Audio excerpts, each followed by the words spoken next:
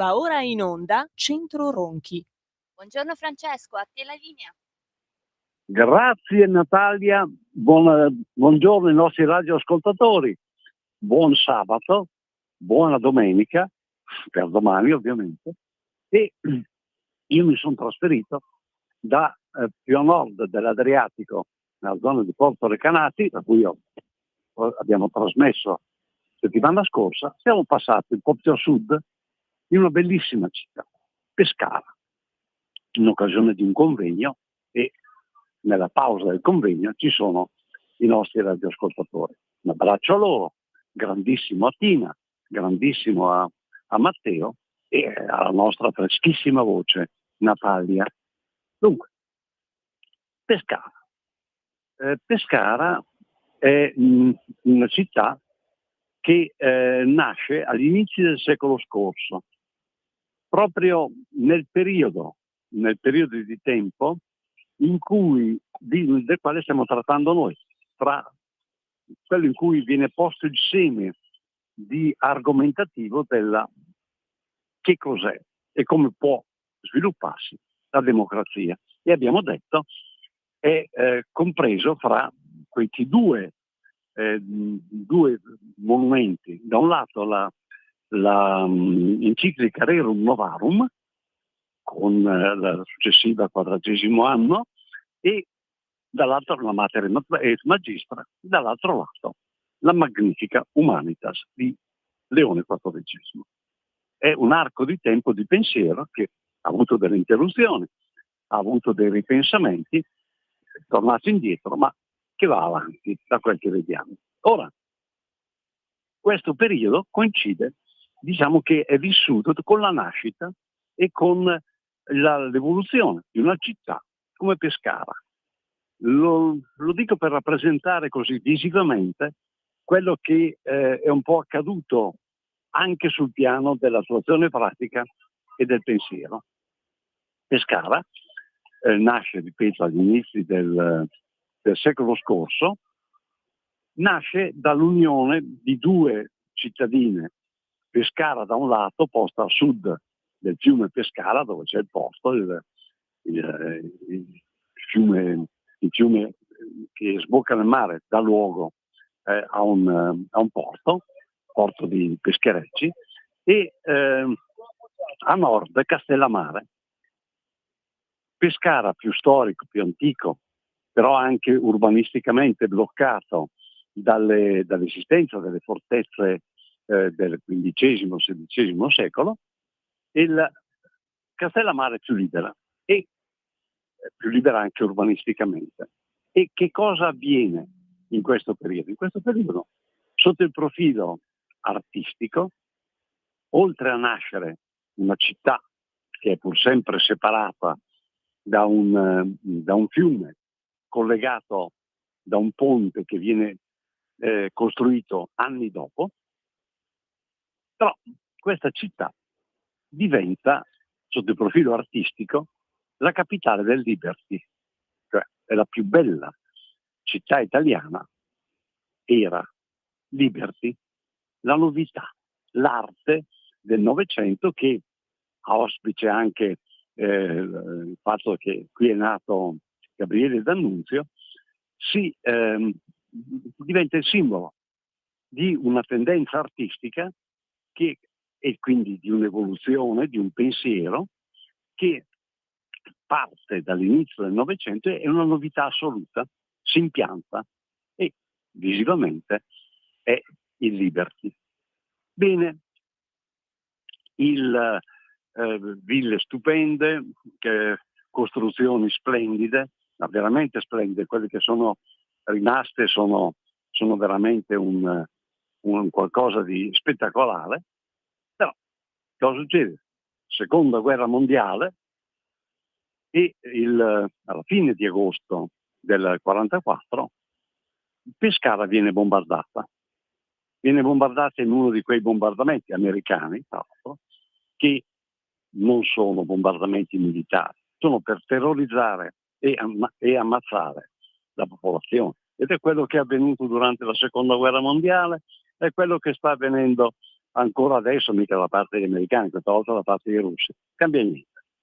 Ora viene bombardata la città, viene praticamente distrutte, proprio tutte, vengono distrutte le opere d'arte Liberty, che allora erano considerate normalità. Erano le case di tutti quanti. Bene, viene distrutta e alla fine della guerra, dopo i bombardamenti sia alla fine di agosto che durante il mese di settembre, 4 o 5 bombardamenti, uno di seguito all'altro, terroristici sostanzialmente, la città, fine della guerra, deve in qualche modo ricostruirsi, piena di macerie, e avviene quello che è avvenuto in tantissime città, altre città, a Milano come a Roma, un po' dappertutto in Italia. Cioè praticamente ciò che non ha distrutto la guerra l'hanno distrutto i palazzinari. Vengono costruite orrende case dappertutto, senza nessun criterio, senza nessuna regola, e quella che era Pescara, una città d'arte di un determinato periodo, di una determinata visione artistica, il Liberty, quindi passibile di sviluppo, di abbellimento, di modifiche, di progresso, viene alterato e sorgono dei palazzoni orrendi degli anni 60-70 che tutti conosciamo e che hanno devastato la bellezza delle nostre città. Un racconto che uno può dire, ma cosa c'entra con col percorso che stiamo facendo da 2 anni a questa parte parlando di democrazia? C'entra sì, perché nel momento in cui viene avviato alla fine dell'Ottocento, agli inizi del Novecento, un percorso teorico applicativo, la dottrina è fondata, la dottrina sociale della Chiesa, e con questa dottrina sociale viene messo il seme per la nascita di un pensiero politico democratico, quindi con tutte le problematiche, i contrasti che ci possono essere, da quel punto in avanti si ha un certo sviluppo, come a Pescara con Liberty, che la fa diventare la più bella città Liberty d'Italia all'epoca. Poi l'ideologia, gli eventi drammatici della seconda guerra mondiale provocano un'interruzione di questa linea di pensiero e creano una frattura per la quale quella che è l'idea cattolica di una democrazia si interrompe e viene poco alla volta sostituita da una idea partitocratica, la quale ha come punto di riferimento il partito più forte che c'è, cioè quello socialista. Quindi un partito che consente consente di far credere alla gente che la verità sia apprensibile e apprendibile dall'uomo e che possa essere applicata anche nel sistema democratico. Quindi la deviazione fra partitismo, fra democrazia, concetti di democrazia di applicazione, che ha la sua base tutto sommato nell'autonomia delle persone, nell'unione, nella possibilità di interagire in modo libero ed autonomo. Questo da un lato, dall'altro lato trova la sua chiusura proprio in ciò che viene creato, cioè il sistema partitocratico. E quando avviene questo? Avviene nella seconda guerra mondiale, in corrispondenza, in coincidenza, se volete, con quella che è stata distruzione delle città d'arte italiane attraverso una devastazione di tipo immobiliare che ancora oggi scontiamo e paghiamo, perché le brutture delle nostre periferie sono diventate poi alla fine il naturale rifugio di quelle organizzazioni sociali che sono meno appetibili e meno ambite rispetto ad altre. Quindi abbiamo questa frattura. Il pensiero socialista viene combattuto dal popolo cattolico, ripeto, è il 98% della popolazione italiana, viene combattuta perché ha in sé la presunzione di poter possedere la verità e quindi viene scartata dalla Chiesa cattolica dopo la fine della guerra, con gli anni 60, quando si apre la fase del Concilio Vaticano II, voluta da Papa Montini, da Paolo VI, negli anni 63, 64, 65, si apre una finestra di riflessione che è diversa e che è molto vicina al concetto socialista. Quindi quell'idea democratica nata e sviluppata fino allo scoppio della Seconda Guerra Mondiale viene a cadere e si converte, diciamo, a un'idea partitica. E a mio avviso qui sta un blocco, il primo blocco, però adesso vediamo di riaprirlo e di andare avanti, un primo blocco dello sviluppo dell'idea di democrazia. Lo rileva nemmeno tanto osannato, anzi messo in disparte, il professor Maranini. Il professor Maranini dell'Università di Firenze dice no, dopo aver letto la Costituzione, dice: Costituzione è bellissima, però la sua attuazione pratica, che avverrà attraverso i partiti, trasforma questo sistema da una democrazia ipotetica in una partitocrazia. Nella partitocrazia sarà impossibile che il singolo cittadino possa effettivamente, sul profilo teoretico, far valere le sue ragioni. È il tema, il problema, siamo andati avanti nel tempo, che attiene e affascina il nostro pensiero, il nostro percorso, perché in effetti una democrazia compiuta non c'è. E lo dicono anche i sostenitori dell'attuale sistema. Affermano anche che i partiti sono l'essenza della democrazia. No, sono necessari, ma non sono il perno e l'essenza della democrazia. L'essenza è il popolo, è il potere effettivo dato al popolo. Quindi, diciamo, nella parabola che della vita di una città, Pescara, vediamo raffigurato quello che è il sorgere di un pensiero vivace, nuovo, agli inizi del Novecento, e la sua interruzione mediante un evento drammatico quale è quello della Seconda Guerra Mondiale. Bene, e qui ci riagganciamo a quanto abbiamo raccontato nelle scorse settimane. La Seconda Guerra Mondiale non nasce dal nulla, non è un evento che scoppia la guerra perché ci sono due popoli, si sono scontrati, hanno trovato motivi di accanimento e di scontro tra loro. No, non è così. La Seconda Guerra Mondiale nasce dalle scelte effettuate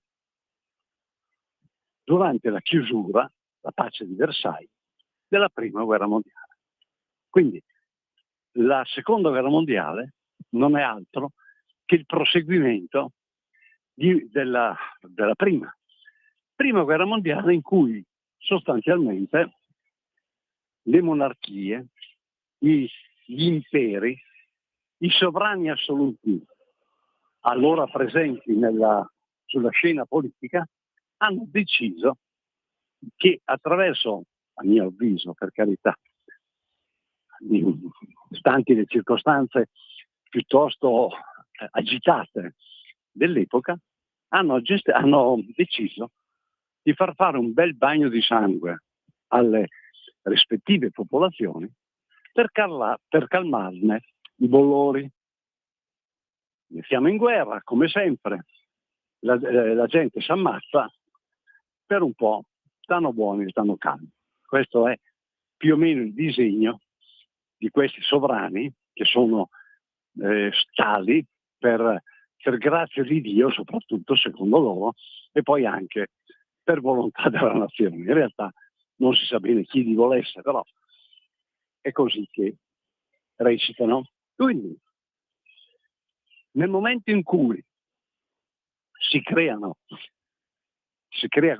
questo bagno di sangue che dovrebbe acquietare, e sbagliano i conti. Sbagliano i conti e mettono le basi per lo scoppio della Seconda Guerra Mondiale, quella che darà il vero disastro intellettuale, l'abbiamo detto prima, il raffronto con Pescara, il raffronto con quello che è successo sul profilo della ricerca della democrazia.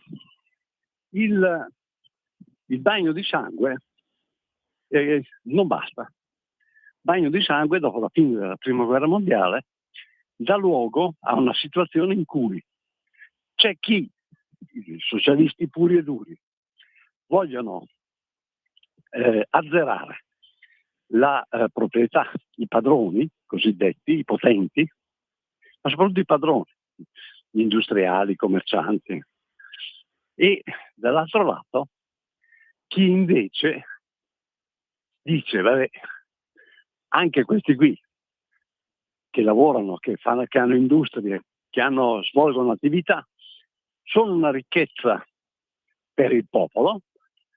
Se la loro ricchezza viene convogliata in favore della ricchezza della nazione, il popolo ne trae giovamento. Questo è il criterio che viene seguito. Benone, quindi, da un lato abbiamo una fazione socialista, l'abbiamo visto due settimane fa, una fazione socialista patriottica, composta da quei socialisti che erano andati in guerra, che hanno combattuto e che adesso vogliono essere ripagati del sacrificio fatto. E dall'altro lato invece socialisti duri e puri, i quali vogliono replicare in Italia la rivoluzione d'ottobre, che poi è un colpo di Stato. La rivoluzione d'ottobre del 1917 in Russia. Fine della guerra.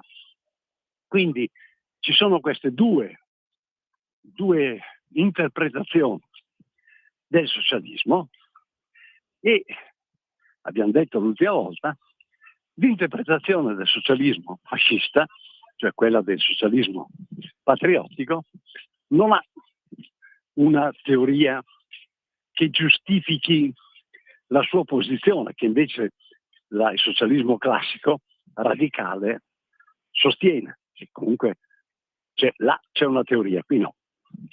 E allora cosa fa il socialismo patriottico?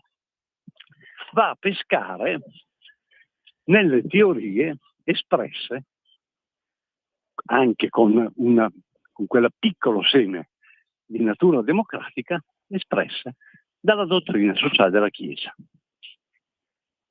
In particolare, e qui mettiamo il primo tassello, in particolare fa riferimento a quel, voi ne avrete sentito parlare chissà quante volte, in modo deprecabile e deprecato, il corporativismo. Corporativismo è né più né meno che ciò che l'enciclica Rerum Novarum propone per affrontare e risolvere la questione sociale. Dice: l'abolizione è avvenuta 100 anni prima, 1791, delle corporazioni comunali, è quella che ha disfatto, disintegrato la forza culturale dei comuni, quindi occorre rimetterla in pista. Il fascismo dice: è contrario al concetto mio socialista, il ripristino delle corporazioni? No, benissimo, io non ho pensiero a riguardo, mi manca, lo adotto.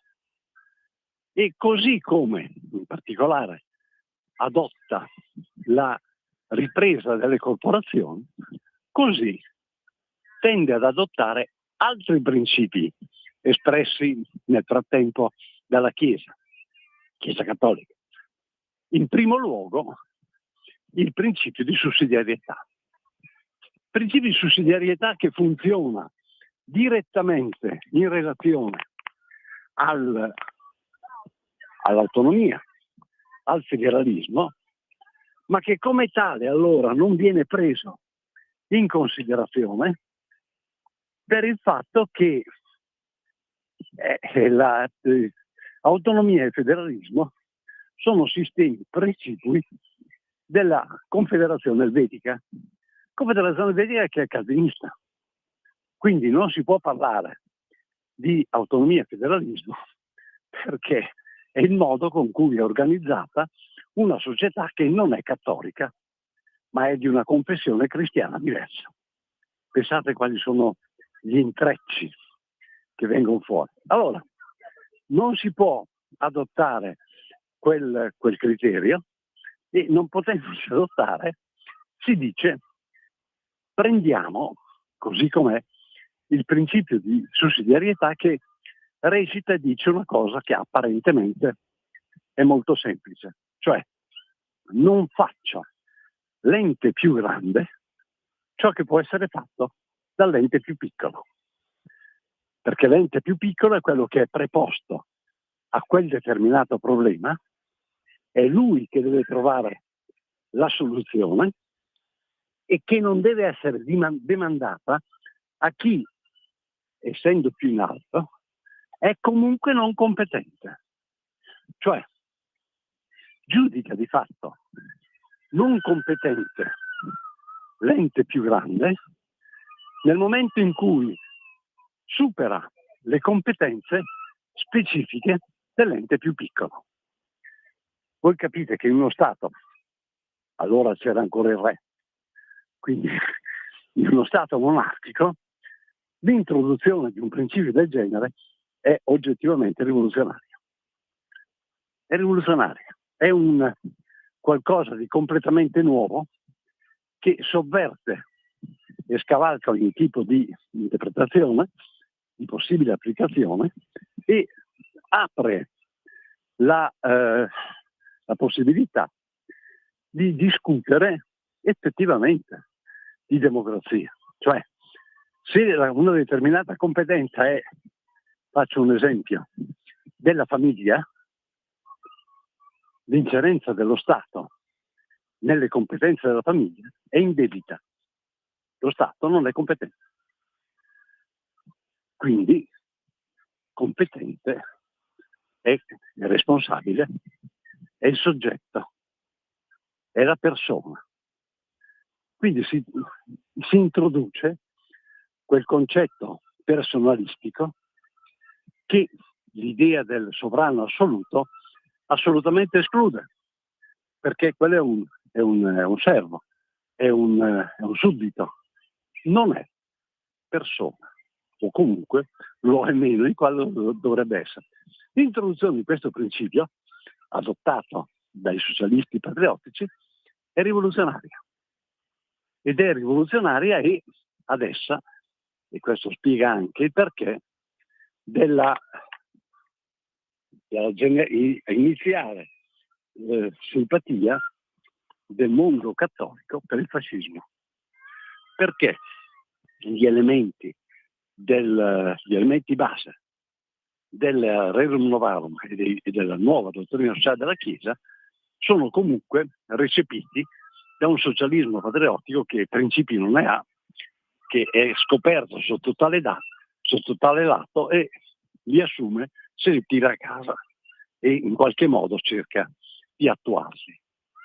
Ricordiamoci che il Amintore Fanfani, uno dei cavalli di razza della democrazia cristiana del dopoguerra, era un ferventissimo fascista che esaltava l'introduzione delle opere di Mussolini in quanto aderenti alla dottrina sociale della Chiesa. E qui apriamo un capitolo che viene taciuto, viene accuratamente tenuto nascosto, ma che è di un'evidenza estrema. Siamo davanti a un progresso, a un regresso, a un errore, a che cosa? Siamo davanti a un cammino della storia che dopo 2 anni che abbiamo cominciato a parlare di democrazia vivrà, se a Dio piacendo, la prossima puntata sabato prossimo alle 10, alla stessa ora, quando Natalia, con la sua voce argentina, ci chiamerà a sviluppare ulteriormente questo aspetto che è ovviamente delicatissimo. Lo faremo da Milano, non più dal convegno qui in Corso a Pescara. Io abbraccio tutti, vi saluto, un grandissimo saluto a Tina, un grandissimo saluto a Matteo, a